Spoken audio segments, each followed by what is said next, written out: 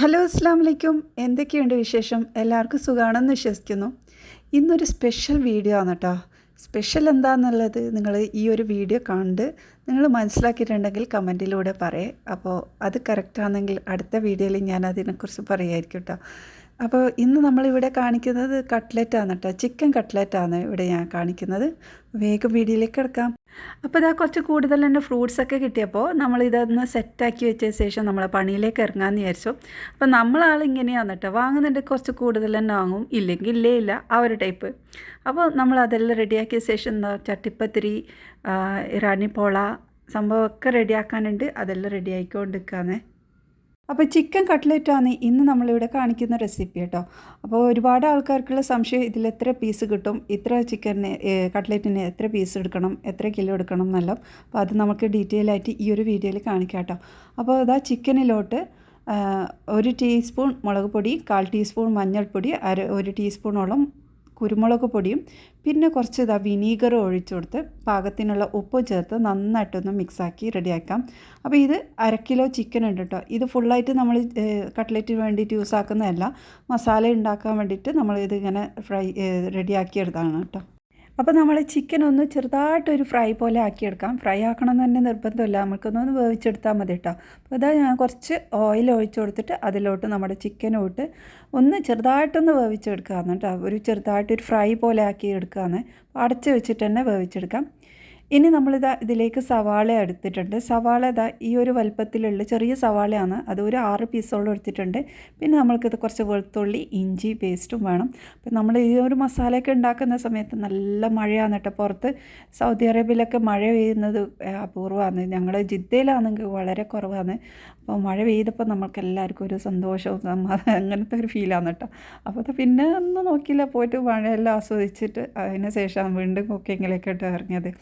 അപ്പോൾ അതാ നമ്മൾ കുഞ്ഞിക്കൽത്തപ്പത്തിനുള്ള ഒരു അരിയൊക്കെ അരച്ച് റെഡിയാക്കി വെച്ചിട്ടുണ്ട്. അപ്പോൾ ഇതാ നമ്മുടെ ചിക്കനും ഇവിടെ വെന്ത് വരുന്നുണ്ട്. അപ്പോൾ ഇതിലുള്ള വെള്ളമൊക്കെ വറ്റി വരണം കേട്ടോ. നമ്മളിത് വേവിക്കുന്നുണ്ടെങ്കിലും ഫ്രൈ ചെയ്യുന്നുണ്ടെങ്കിലും അതിനുള്ള വെള്ളമെല്ലാം വറ്റി വന്നാലേ അതിൻ്റെ കറക്റ്റ് ആ സ്റ്റോക്ക് കിട്ടുള്ളൂ. അപ്പോൾ അത് റെഡിയാകുന്ന സമയത്ത് നമ്മൾക്കിതാ പച്ചമുളകെല്ലാം ഒന്ന് കട്ട് ചെയ്യാം. പച്ചമുളക് ഞാനിവിടെ ഒരു 10 പീസോളം എടുത്തിട്ടുണ്ട്. അതും ഇതുപോലെ കട്ട് ചെയ്തിട്ട് തന്നെ എടുക്കണം കേട്ടോ. നമ്മൾ മിക്സിയിലിട്ട് പൊടിച്ചെടുക്കുന്നതിനേക്കാളും ഒന്നുകൂടി ടേസ്റ്റാണ് ഇതുപോലെ കട്ട് ചെയ്തെടുക്കുന്നത്. അപ്പോൾ അത് റെഡിയാക്കി എടുത്തിട്ടുണ്ട്. അപ്പോൾ ഇതാ നമ്മൾ ചിക്കനൊക്കെ റെഡിയായി, വെള്ളമൊക്കെ വറ്റി വന്നിട്ടുണ്ട്. ഈ ഒരു സമയത്ത് നമുക്കിതിൽ നിന്ന് മാറ്റാം. അപ്പോൾ ചിക്കൻ വേവിച്ച് ഇതേ പാത്രത്തിൽ തന്നെയാണ് നമ്മൾ മസാല ഉണ്ടാക്കേണ്ടത്. അപ്പോൾ നല്ല ഫ്ലേവർ ഉണ്ടാവും കേട്ടോ. അപ്പോൾ അങ്ങനെ ചെയ്യണം. അപ്പോൾ നമ്മൾ ഇതിലോട്ട് ഇഞ്ചി വെളുത്തുള്ളി പേസ്റ്റൊക്കെ ചേർത്ത് കൊടുക്കുന്നുണ്ട്. 1 ടേബിൾ സ്പൂൺ ഇഞ്ചി പേസ്റ്റും 1 ടേബിൾ സ്പൂൺ വെളുത്തുള്ളി പേസ്റ്റും ചേർത്ത്, അപ്പോൾ ഇതിലേക്ക് കുറച്ച് ഓയിലും കൂടി ചേർത്ത് കൊടുക്കുക. നമുക്കിതിൽ നല്ലോണം വറ്റി എടുത്തിട്ടാണ് നമ്മൾ ചിക്കൻ ആക്കിയത്. ഇനി നമ്മളിതാ കട്ട് ചെയ്ത് വെച്ച ആ ഒരു പച്ചമുളകും ചേർത്തിട്ട് നന്നായിട്ടൊന്ന് ഇളക്കിയെടുക്കാം. കട്ട്ലറ്റ് ഉണ്ടാക്കുമ്പോഴുണ്ടല്ലോ നല്ല മസാല ആവണം, അപ്പോഴാണ് കേട്ടോ ടേസ്റ്റ് വരുന്നത്. അപ്പോൾ ഞാൻ മുമ്പ് ബീഫിൻ്റെ കട്ട്ലറ്റ് ഉണ്ടാക്കിയിരുന്നു. ഒരുപാട് ആൾക്കാർക്ക് നല്ല ഇഷ്ടപ്പെട്ട ഒരു റെസിപ്പിയാണ് കേട്ടോ അത്. കാണാത്തവരുണ്ടെങ്കിൽ അത് കണ്ടു നോക്ക്. ബീഫ് കട്ട്ലറ്റ് ഞാൻ എൻ്റെ സ്ക്രീനിൽ ഇടാം കേട്ടോ. പിന്നെ നമ്മളിതിലോട്ട് സവാളയാണ് ചേർക്കുന്നത്. സവാള ഞാൻ മുമ്പത്തെ ഒരു വീഡിയോയിൽ കാണിച്ചിട്ടുണ്ടായിരുന്നു, ഇങ്ങനെ വഴറ്റി വെക്കുന്നതൊക്കെ. അപ്പോൾ ആ ഒരു സവാള എന്തിനാണ് ഉപയോഗിക്കുന്നതെന്ന് ഒരുപാട് ആൾക്കാർ ചോദിച്ചിട്ടുണ്ടായി. അപ്പോൾ അത് ഇതിനൊക്കെ കേട്ടോ, കട്ട്ലറ്റിന് ഉപയോഗിക്കും. പിന്നെ ചട്ടിപ്പത്തിരിക്ക് ഇതുപോലെയല്ല, അതിന് നമ്മൾ സെപ്പറേറ്റ് തന്നെ കട്ട് ചെയ്തിട്ട് തന്നെ ഇടുന്നത്. അപ്പോൾ ഇതിന് അധികവും ഞാൻ കട്ട്ലറ്റിന് തന്നെയാണ് കേട്ടോ യൂസ് ആക്കുന്നത്. ആ ഒരു സമയത്താണ് ഓർമ്മ വരുന്നത് ഉരുളക്കിഴങ്ങ് പൊങ്ങിയില്ലല്ലോ എന്ന്. അപ്പോൾ അത് വേഗം അതും എടുത്തിട്ടുണ്ട് കേട്ടോ. അപ്പോൾ ഇതാ ഉരുളക്കിഴങ്ങ് 1/4 കിലോ ആണ് കേട്ടോ. അപ്പോൾ നമ്മൾ ചിക്കനേക്കാളും കുറച്ചൊക്കെ കൂടുതൽ ഉരുളക്കിഴങ്ങ് എടുക്കാം. ഒരേ അളവിലല്ല ഞാൻ എടുക്കുന്നത്. അപ്പോൾ 1/4 കിലോ ആണ് നമ്മളെ ചിക്കൻ ഉള്ളത്. ഇത് അതിലും കുറച്ച് കൂടുതലുണ്ട്, 1/2 കിലോൻ്റെ അടുത്തില്ല. അപ്പോൾ ആ ഒരു രീതിയിലാണ് കേട്ടോ എടുത്തിട്ടുള്ളത്. നിങ്ങൾക്ക് മനസ്സിലായിട്ടുണ്ടാവുമല്ലോ. അപ്പോൾ അത് ഇതുപോലെ കട്ട് ചെയ്തിട്ട് അത് കുക്കറിലോട്ടും കൂടി ഇട്ട് കൊടുത്ത് അതിലോട്ട് ഇതാ പാകത്തിനുള്ള ഉപ്പ് കുറച്ച് വെള്ളം ഒഴിച്ചിട്ട് നമുക്കിതൊന്ന് വേവിച്ചെടുക്കാം. ഇനി നമുക്കിതാ ചിക്കന് ഒന്ന് പൊടിച്ചെടുക്കാം. എല്ലാം പൊടിക്കുന്നില്ല കേട്ടോ, കുറച്ച് ഞാനിതാ പൊടിച്ചിട്ടും കൂടി ചേർക്കുന്നുണ്ട്. അതിതാ ഇത്രയും പീസ് ഒന്ന് പൊടിച്ചെടുക്കുന്നുണ്ട്. നല്ലോണം പൗഡർ പോലെയും അല്ല, ചെറുതായിട്ടൊന്ന് തിരിക്കുന്നതേ ഉള്ളൂ. ആ ഒരു രീതിയിലാക്കിയ ശേഷം നമ്മുടെ മസാലയൊക്കെ ഇട്ട് കൊടുത്തിട്ടുണ്ട് കേട്ടോ. അപ്പോൾ ഇത് നന്നായിട്ടൊന്ന് മിക്സാക്കി എടുക്കാം. ഇനി നമ്മൾക്ക് ഇതിലോട്ട് കുറച്ച് മസാലകളും കൂടി ചേർത്ത് കൊടുക്കാനുണ്ട്. അപ്പോൾ 1/4 ടീസ്പൂൺ മഞ്ഞൾപ്പൊടി, 1 ടീസ്പൂൺ മുളക് പൊടി, അതുപോലെ 1 ടീസ്പൂൺ കുരുമുളക് പൊടിയും കൂടി ചേർത്ത് കൊടുക്കാം. പിന്നെ നമ്മൾ ഇതിലോട്ട് ചേർക്കുന്നത് കുറച്ച് ചിക്കൻ മസാല, ഗരം മസാല, അങ്ങനെ ഏത് ഫ്ലേവറുള്ള മസാലയും നിങ്ങൾക്ക് ഇഷ്ടമുള്ള ഒരു ഫ്ലേവറുള്ള മസാല ചേർത്ത് കൊടുക്കാം കേട്ടോ. അപ്പോൾ ഞാനിവിടെ ഒരു ചിക്കൻ മസാലയാണ് ചേർത്തിട്ടുള്ളത്. അപ്പോൾ അതും കൂടി ചേർത്തിട്ട് ഇതുപോലെ നന്നായിട്ടൊന്ന് ഇളക്കിയെടുക്കാം. ഇനി ഇതാ കട്ട്ലേറ്റിലോട്ട് രുചി കൂട്ടുന്ന ഒരു മെയിൻ സാധനമാണ് ഇതിൽ ചേർക്കുന്നത്, നമ്മുടെ കറിവേപ്പില ഇടയ്ക്കിടയ്ക്ക് ഞാൻ ഇതിലേക്ക് ചേർക്കുന്നുണ്ട്. ഇതിൻ്റെ ഫ്ലേവർ വരുമ്പോൾ നല്ല ടേസ്റ്റാണ്. കറിവേപ്പില നമ്മൾ ഇതുപോലെ ചെറുതായി കീറിയിട്ടിട്ട് കൊടുക്കണം കേട്ടോ, അപ്പോഴാണ് നല്ലത്. അല്ലെങ്കിൽ നമ്മൾ കഴിക്കുന്ന സമയത്ത് അതിങ്ങനെ നമുക്ക് കഴിക്കാൻ കിട്ടും. അപ്പോൾ കുറച്ച് ചെറുതായിട്ടൊന്ന് കീറിയിട്ടതിന് ശേഷം നന്നായിട്ടൊന്ന് ഇളക്കിയെടുക്കുക. അപ്പോൾ ഈ ഒരു മസാല ഉണ്ടാക്കുന്ന സമയത്തും തുടക്കത്തിൽ ഇടാൻ വിട്ടുപോയതാണ് കേട്ടോ. അപ്പോൾ അത് ഇങ്ങനെ ഇടയ്ക്കിടയ്ക്ക് ഇട്ടുകൊണ്ടിരിക്കുന്നുണ്ടായിരുന്നു. ഇനി ഇതാ നമ്മൾ ഇതിലോട്ട് കുറച്ചും കൂടെ ചിക്കൻ ചേർക്കുന്നുണ്ട്. ഈ ഒരു ചിക്കന് ഞാൻ കൈ കൊണ്ട് തന്നെ ഒന്ന് പൊടിച്ചെടുത്തതാണ് കേട്ടോ. ജസ്റ്റ് ഒന്ന് കൈ കൊണ്ട് ഇങ്ങനെ വലിച്ച് എടുത്തതാണ്. അപ്പോൾ അതും ഇതിലേക്ക് ചേർത്തിട്ട് നന്നായിട്ടൊന്ന് ഇളക്കിയെടുക്കുക. ഇങ്ങനെ ചേർക്കുന്നത് എന്താണെന്ന് വെച്ചാൽ നമ്മൾ കട്ട്ലറ്റ് കടിക്കുമ്പോൾ ഒരു ചിക്കൻ്റെ ആ ഒരു ബൈറ്റ് കിട്ടാൻ വേണ്ടിയിട്ടാണ്. ചില ആൾക്കാർക്ക് ചിക്കൻ ഇല്ല എന്നുള്ള ഒരു പരാതിയെല്ലാം വരും.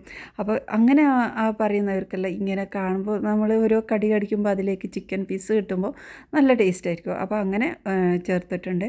പിന്നെ നമ്മൾ ഇതിലോട്ട് ഇതാ മല്ലിയിലയും പിന്നെ കുറച്ചും കൂടെ കറിവേപ്പിലയും കൂടെ ചേർത്ത് കൊടുത്തിട്ടുണ്ട്.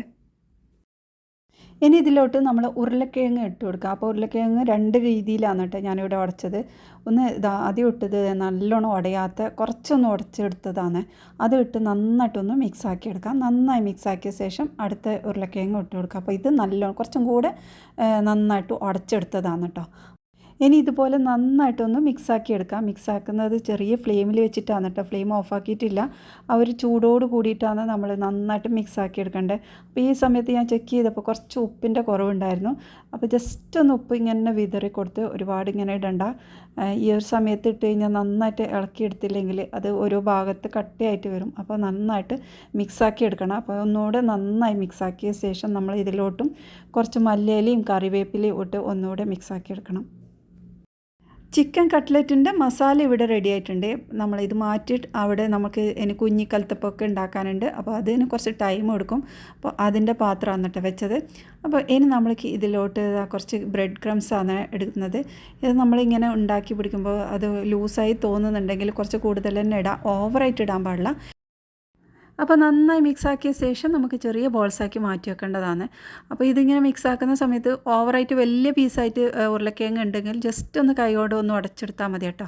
ഇനി ഇതുപോലെ ഒന്ന് ഷേപ്പാക്കി നമുക്കെല്ലാം മാറ്റി വെക്കാം. അപ്പോൾ ഇതൊന്നും കാണിക്കേണ്ട ആവശ്യമില്ല, എല്ലാവർക്കും അറിയുന്നതാണ്. അപ്പോൾ ഇതുപോലെ എല്ലാം റെഡിയാക്കാം. ഇതിൻ്റെ ഗ്യാപ്പിലെല്ലാം നമ്മളിതാ ഇറാനി പോളയും കൂടി റെഡിയാക്കുന്നുണ്ട്. ഇതിൻ്റെ എല്ലാം ഡീറ്റെയിൽ ആയിട്ടുള്ള വീഡിയോ ഞാൻ അപ്ലോഡ് ചെയ്തിട്ടുണ്ട്. കാണാത്തവരുണ്ട്, കണ്ടു നോക്കുക. നല്ല ടേസ്റ്റിയാണ് കേട്ടോ അത്.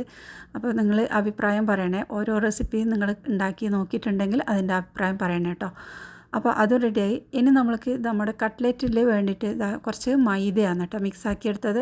ഇത് മൈദ മാത്രമാണ്. ഒന്നെങ്കിൽ മൈദ മാത്രം ആക്കാം നമ്മൾക്ക്, അല്ലെങ്കിൽ മൈദയും കോൺഫ്ലോർ യൂസ് ആക്കാം, കോൺഫ്ലോർ മാത്രമായിട്ട് യൂസ് ആക്കാം.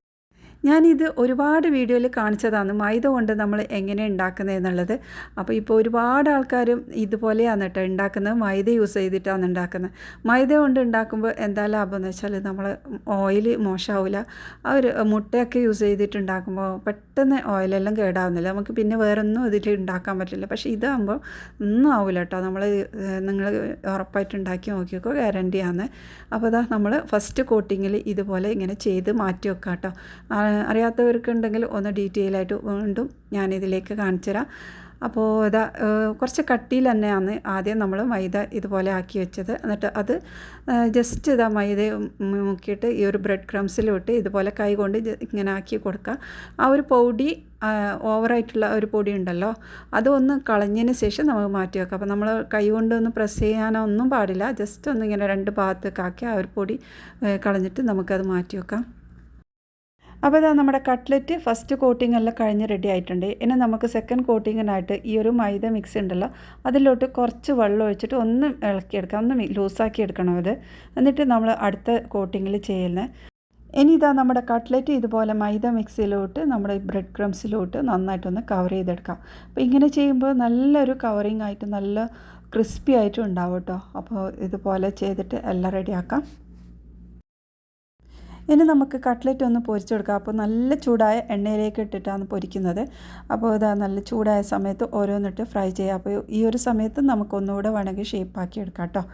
അപ്പോൾ ഇതെല്ലാം ഫ്രൈ ചെയ്തെടുക്കാം. അപ്പോൾ ഇങ്ങനെ ഇടുന്ന സമയത്ത് ഇതിൻ്റെ മുകളിലോട്ട് കുറച്ച് ഓയിൽ ഇങ്ങനെ ഒന്ന് ഒഴിച്ചു കൊടുക്കണം. കൂടുതൽ സമയം ഇങ്ങനെ വെച്ച് നിന്നാൽ ആ മുകൾ ഭാഗം പൊട്ടിയ പോലെ ഉണ്ടാവും. അപ്പോൾ അതിങ്ങനെ ഇടയ്ക്ക് ഇതിൻ്റെ മുകളിലോട്ട് ഇതുപോലെ ഓയിലെല്ലാം ഒഴിച്ചു കൊടുക്കാം കേട്ടോ. ഇനി ഈ ഒരു ഭാഗം നമുക്കൊന്ന് തിരിച്ചിട്ട് കൊടുക്കാം. ഒരു 3 സെക്കൻഡ് ആകുമ്പോൾ നമ്മളിത് തിരിച്ചിട്ട് കൊടുക്കണം കേട്ടോ. പിന്നെ ആ ഒരു ഭാഗവും ഒരു 3 സെക്കൻഡ് ആകുമ്പോൾ വീണ്ടും തിരിച്ചിട്ട് കൊടുക്കും. അപ്പോൾ ഇതിങ്ങനെ തിരിച്ചിട്ട് അങ്ങനെയാണ് കേട്ടോ ഫ്രൈ ചെയ്തെടുക്കുന്നത്. അപ്പോൾ അങ്ങനെ ആകുമ്പോൾ എല്ലാ ഭാഗവും ഒരുപോലെ ആയിട്ട് ഫ്രൈ ആയിട്ട് വരും. അല്ലെങ്കിൽ ഒരു ഭാഗം കൂടുതലായിട്ടും സൈഡ് വേവാതെ പൊരിയാതെയും കളർ മാറിയിട്ടും അങ്ങനെയെല്ലാം ഉണ്ടാവും. അപ്പോൾ ഒരേപോലെ ഒരേ കളർ എല്ലാ ഭാഗത്തും കിട്ടണമെങ്കിൽ ഈ ഒരു രീതിയിൽ തന്നെ ഫ്രൈ ചെയ്തെടുക്കണം. അപ്പോൾ ഇങ്ങനെ ഇടയ്ക്കിടയ്ക്ക് ഒന്ന് ഫ്രൈ ആക്കി തിരിച്ചിട്ടുകൊണ്ടിരുന്നിട്ടാണ് ഇത് ഫുള്ളായിട്ട് ഞാൻ ഫ്രൈ ചെയ്തെടുക്കുന്നത്. അപ്പോൾ ഇത് നല്ല ക്രിസ്പി ആയ സമയത്ത് നമുക്ക് കോരിയെടുക്കാം. അപ്പോൾ നല്ല ടേസ്റ്റിയും നല്ല ക്രിസ്പി ആയിട്ടുള്ള കട്ട്ലറ്റ് ഇവിടെ റെഡി ആയിട്ടുണ്ട്. അപ്പോൾ ഇതൊന്ന് ട്രൈ ചെയ്ത് നോക്ക്. നിങ്ങളെ വിലയേറിയ അഭിപ്രായം കൂടി അറിയിക്കണേ. അപ്പോൾ അത്രയേ ഉള്ളൂ ഇന്നത്തെ വീഡിയോ. നിങ്ങൾക്ക് ഇഷ്ടമായിട്ടുണ്ടെങ്കിൽ സപ്പോർട്ട് ചെയ്യണേ. ഇനി അടുത്ത നല്ല റെസിപ്പിയുമായി വീണ്ടും വരാം. ബായ്.